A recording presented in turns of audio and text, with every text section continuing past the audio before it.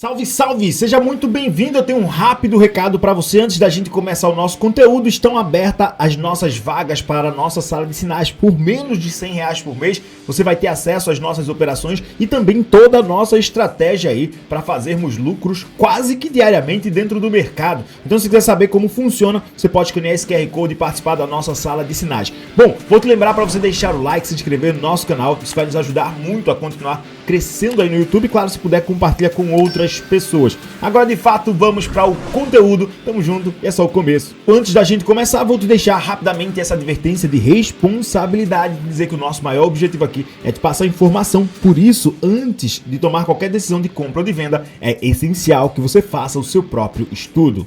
Antes de você entender o que eu vou falar aqui sobre a queda da arrecadação do governo e os impactos perigosos que isso pode trazer para a nossa, não só economia, mas para a nossa convivência como um todo, eu quero que você entenda um negócio chamado curva de Laffer. Curva de Laffer é um estudo que mostra um ponto muito importante, onde a gente tem a produtividade das pessoas caindo quando o número de impostos aumenta de forma muito agressiva. Deixa eu trazer logo o chart aqui para vocês da curva de Laffer. E percebam o seguinte neste gráfico que, na minha opinião, em algumas aplicações de estrutura de Estado, a curva de Laffer ela se provou muito contundente, mas nem em todas as aplicações. No eixo vertical, nós temos o total que é arrecadado pelo governo. No eixo horizontal, eu vou colocar aqui a minha imagem para aqui para o lado. No eixo horizontal, nós temos a taxa de imposto, certo? O que é que acontece? Quanto mais se sobe a taxa de imposto, mais provavelmente nós teremos o total de arrecadação, certo? Só que a curva de Laffer, ela chega a um ponto no qual ela basicamente começa a entrar em declínio. Ou seja, quer dizer que quanto mais imposto você colocar a partir dali, a sua arrecadação ela não aumenta, pelo contrário, ela diminui. Felipe, por que isso aconteceria? Imagine o seguinte, vamos supor que você tem aí no desconto aí acho que você vê no desconto do seu contra-cheque a taxa lá de Receita Federal que você está pagando, o imposto que você está pagando sobre o seu salário. Imagine que mês que vem você vai sair para trabalhar e 50%, vamos supor que tu receba aí, é só um chute, R$10.000, vamos supor que você receba R$10.000, tá? E 50% do seu salário é para imposto, ou seja, R$5.000. Você iria trabalhar? Aí você pode dizer, pô, mas 5 mil daria para eu sobreviver. Então não, tá? Então a gente reduz a conta. Vamos supor que tu receba R$2.500 pelo teu salário. Só que desses R$2.500, tu recebesse aí 50% é imposto. R$1.250 vão ficar pro governo. Tu iria trabalhar? Aí tu diz, pô, já não sei, porque talvez não compensasse eu trabalhar de maneira formal. Ok. Vamos supor agora, e é somente uma suposição, que tu tem ali um salário de, sei lá, R$1.300, R$1.400, R$1.500. Vamos pegar aqui R$1.500, porque a conta fica mais legal. E desses R$1.500, tu tivesse ali 90% de imposto. Tu iria trabalhar? A resposta é não, você não iria trabalhar. O que é que acontece? Quando a gente tem muito aumento de imposto, a curva de Laffer sobe, porque o governo está projetando arrecadar mais. Por que o governo sobe imposto? Para arrecadar mais. Ah, não, é para benefício social, é para isso, é para aquilo. Bom, se você vai ver esse dinheiro na prática sendo aplicado ou não, são outros 500. Mas o governo, o Estado, ele aumenta as taxas de impostos para que ele possa ter uma melhor arrecadação. Entendeu isso? O que é que a gente observa? Eu vou fazer uma pergunta muito simples. Em 2023, houve algum imposto sendo aumentado pelo governo federal, não pelo governo estadual? Houve algum imposto sendo aumentado pelo governo federal? A gente tinha exoneração de impostos, por exemplo, para a galera de gamer, para alguns setores de importação no ano passado. Esses impostos foram colocados de novo. Nós tivemos agora a taxinha do amor, né? Lembra da Janta, né? Ou da Janja, falando que os impostos para quem seria impostado seriam as empresas, né? Eu lembro muito bem desse print do Twitter dela, ela marcando choquei. Olha só que página maravilhosa para se falar de notícia. Choquei. Quem será taxado são as empresas, tá? E não as pessoas. E aí vem a trolha agora, né, para Agora é viciados em Shopee, viciados em AliExpress. Não, o governo está controlando o seu vício. Basicamente, uma taxa de 92% de imposto, tá? O Estado, ele sempre incha a instituição, o governo como um todo, não só o governo, poder legislativo, poder executivo, tudo incha, tá? E o que é que acontece? Isso sai do seu bolso, né? Mais benefícios para os políticos, para os amigos do rei, e a gente sempre vai pagar a conta no final. A gente nunca vê, por exemplo, nós temos 500 e tantos deputados, vamos diminuir. Né? Nós temos tantos e tantos servidores, vamos diminuir. Ou pelo menos os cargos comissionados, vamos diminuir. A gente não vê isso. E tudo isso está saindo do seu bolso. O Estado ele vai inchando, então ele precisa arrecadar mais. O Estado precisa arrecadar mais. Não estou dizendo que o dinheiro que está sendo arrecadado vai ser para roubo, tá? Nem estou falando aqui de mensalão, petrolão ou de qualquer um daí, tá? Rachadinha, não, tipo... Mas o Estado ele precisa aumentar a sua arrecadação, por quê? Porque o Estado vai inchando. E quem é que paga tudo isso no final das contas? É você. Dentro desse contexto, eu quero que vocês percebam isso. Essa aqui é uma matéria de maio. Nós estamos em outubro, final de outubro. O governo Lula já anunciou 12 medidas para arrecadar mais impostos. Tá? O governo Luiz Inácio, eu infelizmente não consegui mensurar até este exato momento, outubro, quantas medidas foram anunciadas para aumentar a arrecadação. Anunciou 12, a gente está lendo uma matéria de maio, guarda essa data. 12 medidas para elevar a arrecadação da União, que, segundo a equipe econômica, pode somar 202 bilhões em receitas recorrentes adicionais, além de 61 bilhões em receitas extraordinárias já para esse ano. A medida mais recente foi publicada no último domingo 30 de abril e estabelece a taxação de rendimentos de aplicações no exterior para compensar o aumento da faixa de isenção do imposto de renda. Não vai parar por aí. O secretário executivo do ministro da Fazenda, Gabriel Galípolo, que inclusive Gabriel Galípolo está no Banco Central, já disse que medidas para arrecadar mais impostos serão praticamente constantes. Praticamente constantes. Isso aqui foi de maio, tá? De maio. Entenda isso, tá?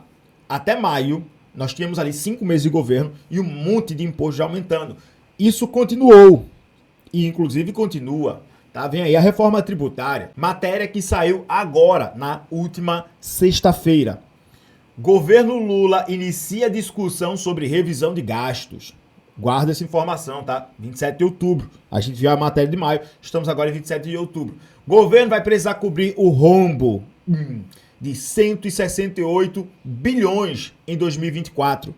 Porque, basicamente, a gente teve ali, né, um negócio chamado quebra do teto de gastos com aquela proposta de emenda da Constituição da PEC fura-teto lá na entrada de Lula no governo. Lula já entra deixando, o governo Lula já entra no seu mandato com um rombo gigantesco, quebrando o teto de gastos, tá? E aí, lembra lá em 2022, não, mas majoritariamente o Congresso é de direita. Não existe isso, é tudo amigo do rei, né? Quando pega para capar, quem pagou, pagou. Arthur Lira recentemente deixou passar uma proposta de emenda à Constituição, um projeto de lei que aumenta aí a taxação sobre investimentos no exterior. Inclusive você que tem criptomoedas em corretoras que não estão no Brasil, provavelmente se lascará por conta disso.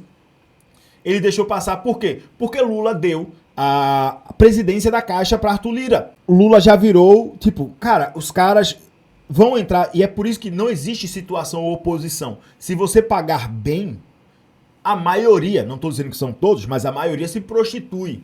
E é isso que está acontecendo, por quê? Porque senão não passaria tanto projeto ruim, senão o governo federal não estaria subindo tanto imposto, tá? Então, para mim, é tudo farinha do mesmo saco.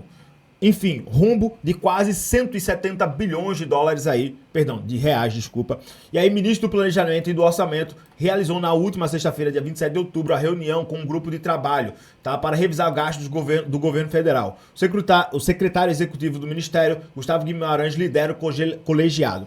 Criação do grupo aí, feita pela ministra Simone Tebet, do Planejamento e Orçamento, foi oficializada aí em Diário Oficial da União, para justamente, enfim, procurar uma medida de sanar aí os gastos. Só que aí o próprio Lula falou na sexta-feira Vale deixar isso aqui claro. O presidente disse que o governo dificilmente cumprirá a meta do déficit fiscal zero em 2024, ou seja, o rombo ele continua. Afirmou que o mercado financeiro é ganancioso, a culpa é do mercado financeiro. É engraçado que a gente tinha o governo no ano passado, depois de um período de Covid, né, depois de uma pandemia, depois de imprimir muito dinheiro para assistência social que foi necessário, a gente tinha, no ano passado, um governo superavitário, ou seja, um governo que, no final das contas, basicamente não tinha rombo, né? Ficava lá com o dinheiro em caixa,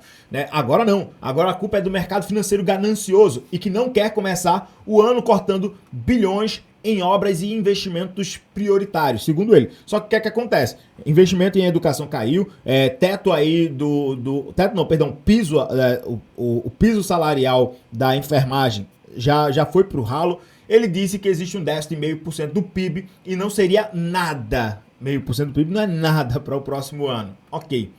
Fala de Lula sobre meta fiscal é broxante, diz relator da Lei de Diretrizes Orçamentárias. Pois é, meu filho, faz o L. Então, nós já temos aí uma reação do Congresso não tão feliz com essa fala de Lula. Contudo, isso aqui foi só para trazer você para esse ponto.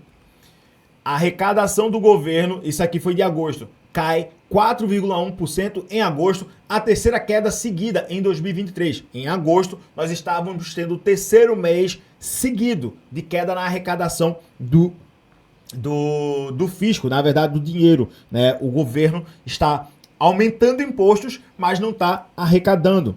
E aí o que acontece? Volto para cá. Está subindo a taxa de imposto, mas não está conseguindo aumentar o caixa. Lembra dessa informação. Voltamos para essa matéria aqui. Isso aqui foi de agosto. Aí o que acontece agora nesse mês? Na quarta queda consecutiva, a arrecadação do governo recua 0,3% em setembro para 174 bilhões de reais. A arrecadação de impostos dos contribuintes e demais receitas federais registrou queda depois de descontada a inflação de 0,34% em setembro para 174 bilhões de reais, de acordo com a Receita. Esse foi o quarto mês seguido de queda real da arrecadação em 2023. A comparação é feita sempre contra o mesmo mês do ano passado, considerada mais apropriada por especialistas. Em junho, o recuo havia sido de 3,4%, julho 4,2%, em agosto 4,1% e agora em setembro nós temos a continuação desse recuo. Os dados são de setembro, tá? Que é divulgado em outubro. A Receita Federal tem explicado que a queda dos preços das commodities como petróleo, minério e ferro tem afetado negativamente a arrecadação neste ano. O impacto tem ocorrido na arrecadação do imposto de renda sobre pessoas jurídicas e contribuição social sobre o lucro, que mostrou aí queda de quase 4,7 bilhões em setembro. Bom, por que eu estou dizendo isso aqui? O que é que acontece? Quando você sobe muito o imposto de um determinado estado, o Estado em si, o setor produtivo, na verdade, que é quem move o Estado ele não é movido por governo. Aliás, um país, uma nação, ela não é movida por governos. Governo não move a nação. Quem move a peça motriz é o setor econômico, é o setor produtivo, é o que aquele país produz. E aí o que é que acontece nesse contexto? Basicamente, nós temos queda na arrecadação, porque o imposto está sufocando o setor produtivo para de produzir, para logicamente de arrecadar. Com a queda na arrecadação, naturalmente, nós temos uma necessidade de cobrir o rombo. Por quê? Imagine o seguinte, se está tendo queda na arrecadação e o rombo, o déficit está aumentando, né? É que nem na sua casa. Imagine que o teu salário aí é de R$ 1.500 para pagar todas as suas contas. Só que aí as tuas contas sempre ficam 1.500 a 1.500, 1.500 a 1.500. Aí tu começa a ter redução salarial, 1.300, R$ 1.000, R$ 700. O teu rombo no orçamento da tua casa vai aumentando. Tu vai precisar fazer alguma coisa para cobrir esse rombo. Talvez vender a televisão, vender o carro, talvez vender um rim, vender um pâncreas, sei lá. Não sei nem se dá para vender o pâncreas. Mas enfim, tu vai precisar fazer alguma coisa para cobrir esse rombo, senão tu entra em falência. Quando o governo não consegue mais arrecadar, qual é a única medida que sobra para o governo? Se você não consegue mais arrecadar, se você sufocou o seu setor produtivo com um monte de imposto, cara, faz sentido hoje. A galera perdeu o tesão, o estímulo por comprar no AliExpress, na Shopee, como se comprava antes por conta do imposto. Com a queda na arrecadação, o que é que acontece? Provavelmente sobra para impressão da moeda. Imprime dinheiro, e quando você imprime dinheiro, você se argentiniza. Por que você se argentiniza? Foi exatamente a mesma receita do que aconteceu dentro de quase uma década na Argentina. A Argentina tem hoje uma das piores inflações do mundo, ou quiçá a pior inflação do mundo, é porque não dá para comparar com a Venezuela, porque a Venezuela você não tem dados ali reais, ou dados pelo menos confiáveis para fazer essa comparação. Nesse quesito, a queda do dinheiro acontecerá muito provavelmente pela inflação. A Argentina, Bitcoin está batendo topo histórico na moeda argentina. Por que isso está acontecendo? Porque a moeda desvalorizou tanto que uma pequena ou uma alta, até considerável, óbvio, 15%, 20% que seja, no dólar do Bitcoin, faz com que lá haja um topo histórico na moeda argentina. Vamos supor, o nosso topo histórico aqui, que eu vou arredondar, vamos supor que o topo histórico do Bitcoin no Brasil seja 450 mil por unidade. Só que ali o Bitcoin, sei lá, estava sendo cotado a quase R$6, tá? O dólar, perdão. Vamos supor que o dólar dispare para R$10. O dólar disparou para R$10. Se o Bitcoin bater ali, R$10, se o Bitcoin sendo cotado ali a $50 mil, não é topo histórico do Bitcoin. Se o Bitcoin batesse $50 mil por unidade, naturalmente a gente teria um impacto de bater o topo histórico, porque aqui o Bitcoin valeria R$500 mil. Então, nesse contexto, entenda que o que me preocupa é que muito provavelmente esse déficit, esse buraco que está ficando dentro do governo, ele precisará ser sanado. Igual os Estados Unidos. Estados Unidos, basicamente, tem que estourar o teto de gasto quase que uma vez a cada 45 dias. Por quê? Ou o governo paralisa e não paga mais as suas contas, ou se imprime dinheiro. O que vai acontecer com o Brasil, ou pelo menos parece que nós estamos no mesmo caminho. Está se sufocando para o setor produtivo com um monte de imposto e muito provavelmente, em algum momento, a gente vai precisar fazer com que esse gasto seja pago. E a única forma, pelo menos que eu vejo, de o gasto ser pago será com impressão fiduciária. Contas do governo tem rombo de 93 bilhões em 2023, matéria da sexta-feira. Tá? Contas públicas registram aí quase 100 bilhões em rombo. Tá? O governo está literalmente caindo aí de forma absurda. Vale deixar isso aqui claro. Ó. Governo Biruliro chegou a um déficit aí de 850 bilhões. Por quê? Tá? Início pandêmico. Aí, ok. E ele já vinha puxando uma traulitada aí do final do governo Temer, ali de 108 bilhões. Entrega com caixa de quase 38 bi.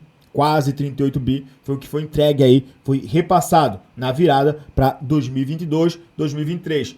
E aí nós temos o governo Lula não fechamos o primeiro ano, temos aí mais um pouquinho de tempo para fechar o primeiro ano de mandato, temos aí quase 93 bilhões já em termos de déficit fiscal, em termos de rombo nas contas públicas. E vale dizer que o STF, formou maioria aí para rejeitar a ação contra a cobrança retroativa do ICMS do varejo. Querendo aí empurrar mais uma traulitada aí em um setor. Né? Enfim, e aqui a gente encerra essa parte, porque isso aqui me preocupa. E na minha opinião, e é somente a minha opinião, a única forma de você proteger o seu dinheiro contra a possível deterioração que nós teremos sobre o real dentro desse governo será se preservando em Bitcoin, tá bom? Fica aí a minha perspectiva a respeito desse cenário. De coração, espero que você tenha gostado desse conteúdo. Se gostou, vê se já deixou o like, já está inscrito no nosso canal. Vou também te fazer o convite para participar do nosso canal do Telegram, completamente gratuito, através do segundo link que está fixado aqui na nossa descrição. No mais, deixa aqui através dos comentários tua opinião, se você gostou desse vídeo, ou inclusive se você quer alguma análise diferente. Tamo junto, é só o começo, que Deus multiplique demais sobre a tua vida, abençoe teus investimentos e até o nosso próximo vídeo.